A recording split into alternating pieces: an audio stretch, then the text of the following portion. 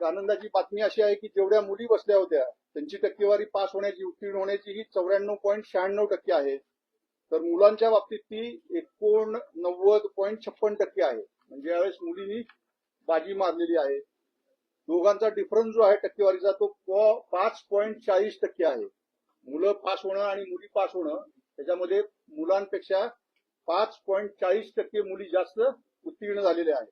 या परीक्षेसाठी राज्यातील पुणे, नागपूर, छत्रपती संभाजीनगर, मुंबई, कोल्हापूर, अमरावती, नाशिक, लातूर आणि कोकण या 9 विभागीय मंडळामधून 15,55,026 विद्यार्थ्यांनी नोंदणी केली होती. पण 15,42,472 विद्यार्थी परीक्षेसाठी प्रविष्ट झाले होते.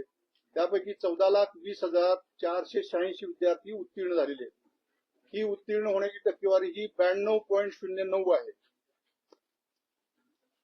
त्याचबरोबर या परीक्षेत राज्यातील 9 विभागीय मंडळामधून एकूण 28,825 विद्यार्थी हे खाजगी म्हणजे फॉर्म नंबर 17 भरून प्रविष्ट झाले होते. त्यापैकी 22,003 विद्यार्थी उत्तीर्ण झालेले आहेत.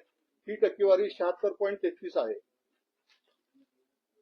त्याचबरोबर पुनर्परीक्षणार्थी जे आहेत ते 28,867 विद्यार्थी प्रविष्ट झाले होते. त्यापैकी 9,757 विद्यार्थी उत्तीर्ण झालेले आहेत.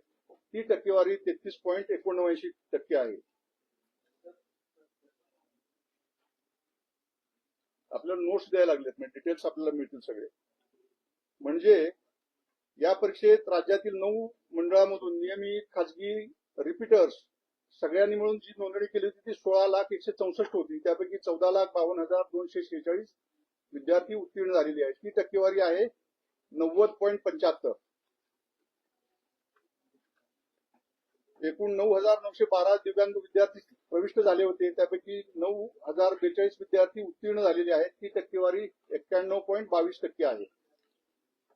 सर्व विभागीय मंडळातून नियमित विद्यार्थी जे आहेत त्याच्यामध्ये कोकण विभाग टॉपवर आहे. 1 नंबरला कोकण विभाग आलेला आहे. त्यांची टक्केवारी आहे 97.62%. आणि सर्वात कमी निकाल हा छत्रपती संभाजीनगरचा लागलेला आहे. तो 88.41% आहे. एक आनंदाची बातमी अशी आहे की जेवढ्या मुली बसल्या होत्या त्यांची टक्केवारी पास होण्याची उत्तीर्ण होण्याची ही 94.96% आहे.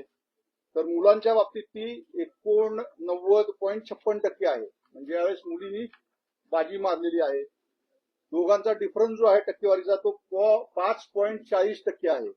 मुलं पास होणं आणि मुली पास होणं त्याच्यामध्ये मुलांपेक्षा 5.40% मुली जास्त उत्तीर्ण झालेल्या आहेत.